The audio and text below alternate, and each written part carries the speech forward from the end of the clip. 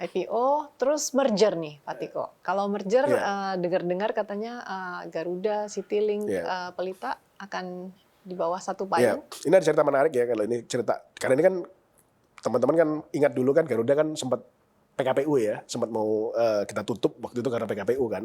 Tapi kan alhamdulillah PKPU-nya berhasil. Nah Garuda ini menarik di semester 1 tahun ini sudah mencetak EBITDA itu 200 juta. Jadi artinya mereka pasca restru dengan harga leasing pesawat yang turun, peningkatan penumpang pasca Covid itu mereka udah mencapai EBITDA yang baik. Tahun ini mungkin kita bisa cetak EBITDA 450 jutaan mungkin sampai akhir tahun. Jadi Garuda udah sangat sehat. Nah, itu fase 1 udah kita selesaikan. Kita sekarang lagi penyehatan Citylink. Nah pada waktu kita dulu PKPU Garuda kita bikin Pelita nih kan. Nah Pelita ini dulu kita desain untuk medium. Jadi kalau Garuda ini premium airline, dan kita tahu lah harganya mahal karena Garuda emang premium airline ya. Nah kita punya LCC-nya Citylink dan kita bangun Pelita yang medium. Nah Pelita ini kan sekarang under Pertamina. Nah kita ada rencana memang license-nya Pelita dan pesawatnya Pelita ini mau kita injek ke Citylink. Jadi Citylink itu punya dua license untuk LCC sama license untuk medium. Karena kita lihat sebenarnya BUMN kita ini di airline ini memang lebih dikenal sebagai BUMN yang menerbangkan pesawat premium. Artinya kita juga kalau di LCC kita bersaing dengan para pemain pasar, mungkin kita kurang cost structure kita lebih mahal. Jadi kita akan posisikan Garuda dan Pelita dan Citylink ini lebih kepada medium premium, dan nanti kita bisa atur dari sisi rute dan pricingnya supaya kita bisa benar-benar dapat optimal gitu kan. Nah ini harapan kita mungkin akhir tahun ini itu sudah bisa kita gabungkan jadi under Garuda sebagai holding, di bawahnya ada Citylink dan Pelita. Dan itu nanti juga mungkin sebagian sahamnya akan kita injek ke Injourney, bagian dari ekosistem pariwisata, supaya nanti antara airline, airport, dan destinasi ini bisa jadi satu ekosistem besar untuk meningkatkan juga traffic pariwisata di Indonesia. Ya, dengan banyak rencana ke depannya nih Pak Tiko, bagaimana Anda bisa kemudian mengukur dampak perusahaan BUMN, terutama dampak program-program pemberdayaan masyarakat, khususnya di sektor-sektor tadi, pangan, dan juga energi serta pupuk. Nah ini kan memang kalau penugasan yang di energi, pangan ini pasti dampaknya kan kepada tadi ya ketersediaan dan ketahanan. Makanya kita selain fokus di korporasi tadi, kita ini harus memastikan ketersediaan ketahanan daripada energi ada kan. Ketersediaan solar, LPG, Pertalite ya, kemudian tadi listrik desa harus masuk sampai pelosok-pelosok ya. Kemudian ketersediaan dari sisi tadi beras dan sebagainya. Jadi emang ini peran yang saya rasa tetap dan terus kita jalankan, dan itu dampaknya langsung kepada jutaan bahkan ratusan juta masyarakat Indonesia, dan saya rasa itu tetap menjadi KPI utama para direksi untuk memastikan ketahanan dan keberlangsungan berbagai ketahanan energi dan pangan ini. Tapi di sisi lain juga kita memberikan dampak langsung kepada ekonomi baru kan. Nah contoh tadi ekosistem EV battery, karena akan menciptakan manufacturing baru, artinya akan ada kesempatan kerja baru. Nanti kan kalau mereka dari nikel dulu kan cuma pertambangan. Kalau nanti masuk ke midstreamnya ya di smelter, masuk sampai dengan ke katoda, anoda, prekursor sampai ke baterai, ini kan akan menciptakan manufaktur baru yang akan meng-create lapangan kerja yang luar biasa.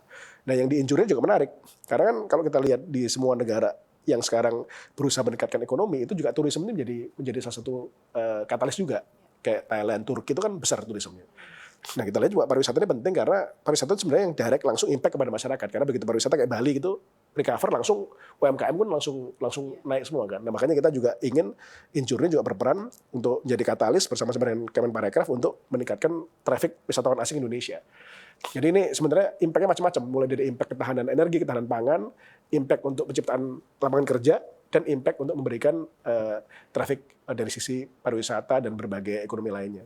Tidak kalah pentingnya ini adalah ketahanan BUMN menghadapi persaingan internasional, khususnya di zaman globalisasi seperti ini.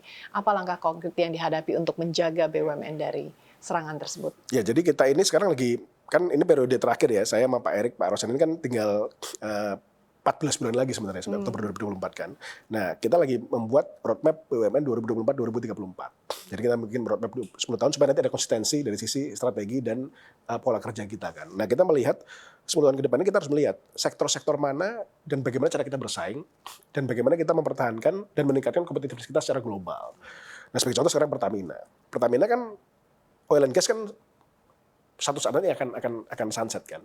Nah makanya Pertamina sekarang kita dorong untuk transformasi masuk ke IBC kan, yang Indonesia Battery Corporation, dan masuk ke Pertamina Power, yang masuk kepada renewable dan kepada battery ecosystem. Jadi Pertamina ini harus mulai convert kan, termasuk tadi meningkatkan biofuel. Nah Pertamina kalau hanya di oil aja, nanti bisa kehilangan relevansi 10 tahun ke depan. Makanya mereka bangun bisnis-bisnis baru tadi itu, mulai dari geothermal, EV battery, biofuel dan sebagainya, supaya nanti harapannya komposisi usaha Pertamina 10 tahun ke depan yang barang-barang baru ini mungkin bisa jadi 50% daripada oilnya mereka udah. Kemudian juga energi baru yang masih dalam konteks eksperimental, hidrogen dan sebagainya. Nah ini bisa juga nanti masuk ke sana Pertamina. Nah kemudian dari sisi perusahaan-perusahaan yang tadi pupuk, mereka kalau hanya pupuk aja nggak bisa bersaing secara global. Mereka hanya bisa bersaing secara global kalau mereka masuk kepada chemical. Nah, ini kita dorong ke sana sebagai contoh. Nah, PLN juga menarik kan kalau kita transform ke renewable dan dia nanti punya portofolio renewable, ini tentunya valuasi PLN juga tinggi. Karena kan kalau ESG-nya bagus, nanti kan dia punya 2 perusahaan tadi ya, yang Indonesia Power sama Nusantara Power. Kalau Indonesia Power dan Nusantara Power juga transformasi menjadi renewable producer, ya pasti ini juga punya value dan bisa bersaing di level internasional. Dan kita ini kan main skala. Ini contoh sekarang BRI. BRI ini kan skalanya kan mungkin 2 tahun lagi atau setahun lagi udah 2.000 triliun konsol keuangan BRI. Nah artinya apa? Perusahaan kita ini tumbuh di 3 sisi. Satu, tumbuh di sisi revenue dan profit. Makanya kalau kita lihat ranking kita di BUMN yang masuk di Forbes dan Fortune ya, kan setiap tahun kita konsisten naik nih. Konsisten naik itu karena kita revenue kita naik, profit kita juga naik kan. Di banks, di telco, di energi ini kan terus naik.